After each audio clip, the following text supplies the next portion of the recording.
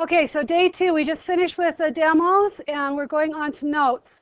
So on the notes here, first one that we're going to talk about is single displacement. I'm also going to put posters up here because I know that as you do your homework, you're going to go back to your notes and go, what? So this is how I look at single displacement. This is what I would put in my notes. So there are pictures up here, but I do stick figures. That's about the best I can do. So I have a couple plus a element yields a couple plus an element. This time, the anion, or the negative ion, which is a girl, traded places. But it could be a couple with a guy, which is a positive ion, like we did with a Christmas tree in there, the silver Christmas tree, and the guy get kicked out. So the copper got kicked out and the silver went in. Either way, however you want to remember it, but you got to think compound, element, new compound, new element. Okay? So compound, element, compound, new element. So I've got that written up here, compound, element, new compound, new element. So that is our single displacement. The next type that we have in your notes is double displacement. Double displacement is switching partners. That's the dance thing. So when we have double displacement, we have a couple and a couple, or a compound and a compound, and we're going to get a new compound and a new compound. So they've switched partners. In double displacement, basically the girls just switch places, or the negative anions switch places. You can also look at it. How many in here have had math and you got to the thing they call FOIL? Okay, well in chemistry we don't do FOIL, we do OI. Outsides and insides go together. So OI here would be sodium and fluorine going together, and silver and chlorine going together. You can see how they switched over here. We always put the positive one first, so we do OI in chemistry. Outsides, insides. Okay? So two compounds switch partners, end up with two new compounds. We still have to make sure these compounds balance charge-wise to 0. So we don't take subscripts over unless it's part of a polyatomic like PO4. Then we take that PO4 over. But if I need more PO4s on the other side, then I do that. Then I can go and balance side to side. Okay? The next, this is just another one, is double displacement, a little bit bigger so you can see what was going on. So outsides went together, yellow and white. Insides went together, green and red. Okay, so OI, outsides, insides. Okay, a specialized type of double displacement is called an acid-base. An acid-base starts with an acid. We know what an acid is because we learned how to name them. They start with an H. We haven't talked about bases. We'll get to them after Christmas. But strong bases have an OH. So outsides, HOH, is water. Insides, NaCl, that's a salt. So if I have an acid-base double displacement reaction, I get water and salt. Okay?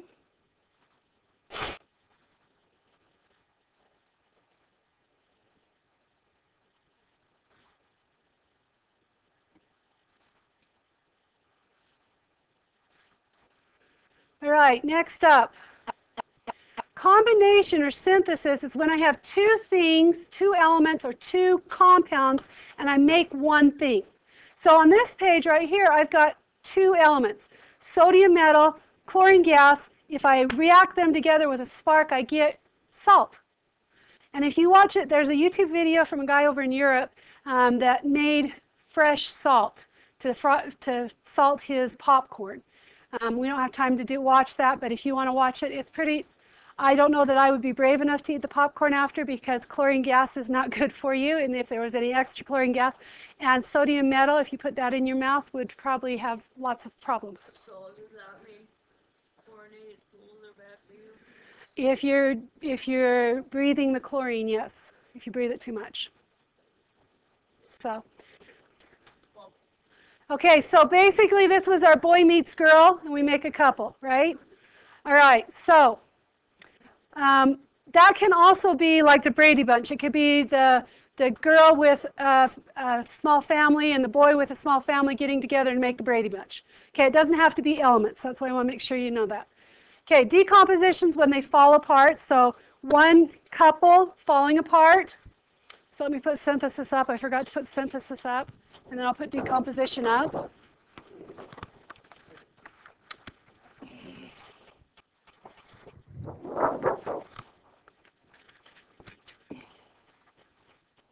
Okay? So falling apart, it doesn't have to be just a compound falling apart to an element. It can be. We do have elements that hang together. Ron Hifkel up here. Those are elements that are like Siamese twins. So when I see them, I always write them Br2, Cl2, I2.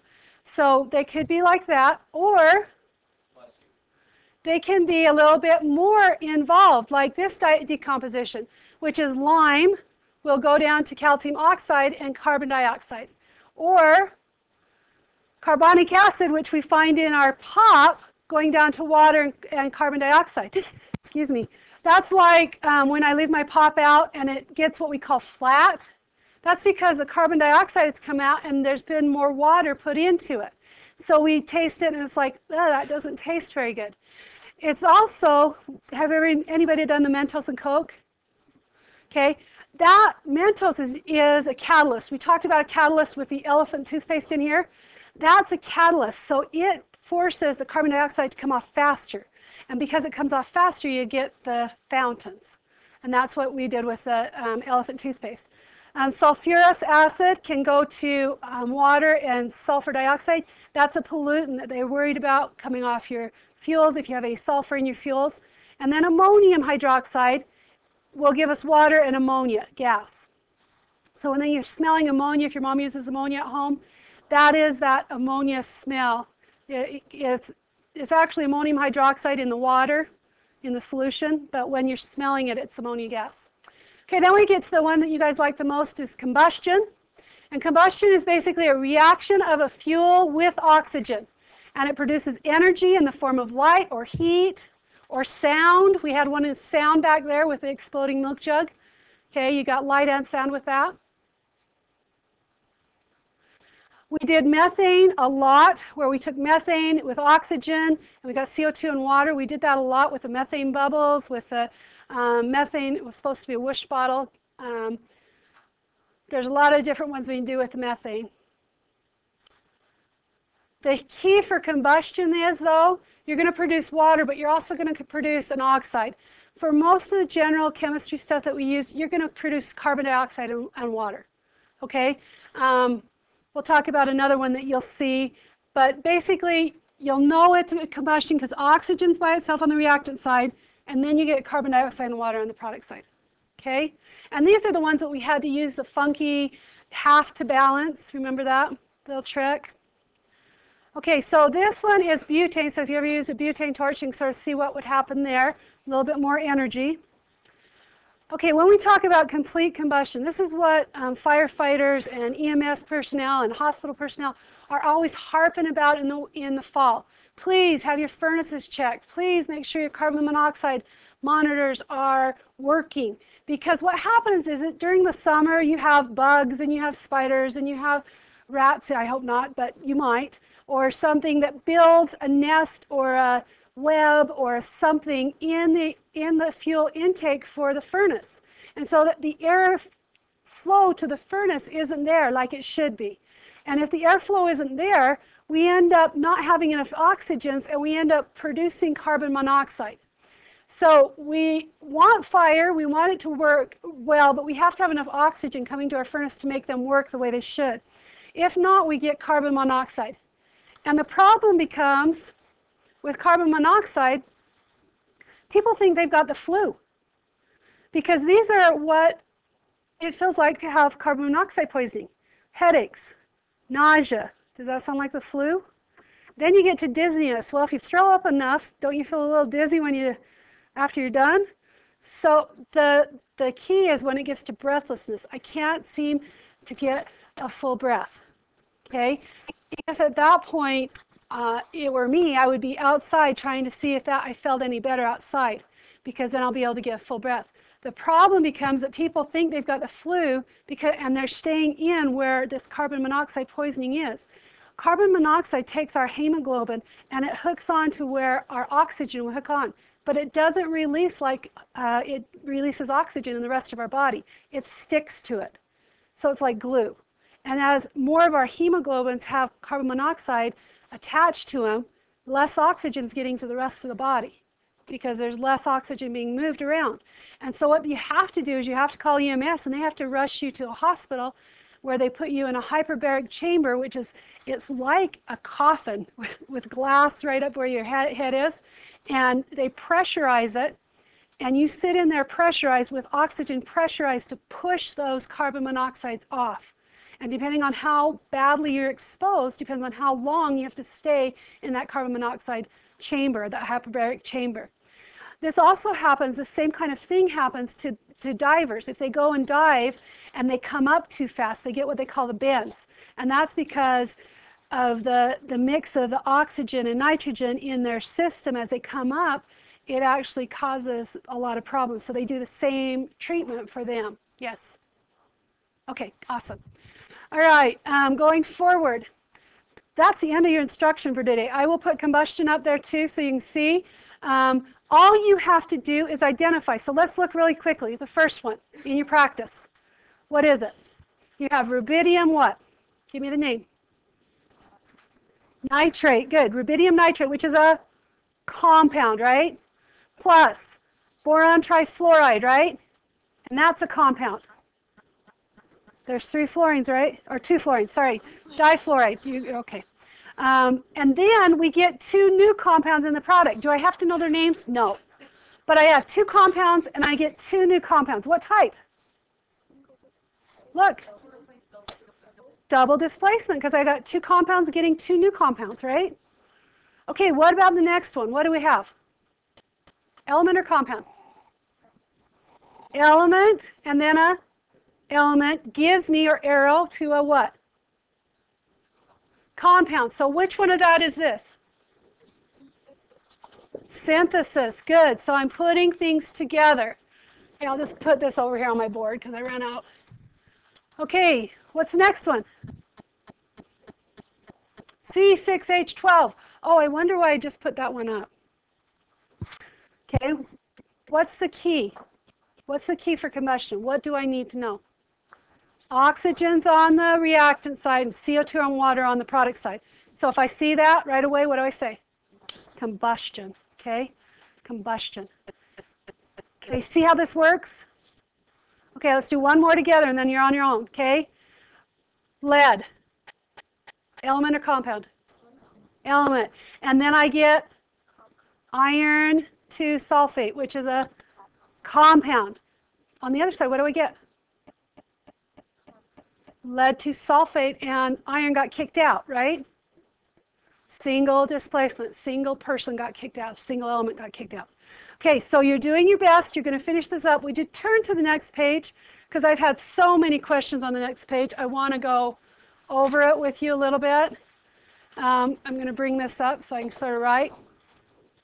Let's do the first line all the way across because a lot of you are messing up. This is something we got to use from now till the end of the year, so don't lose it. Keep it in your brain. Okay, it says potassium 37, right?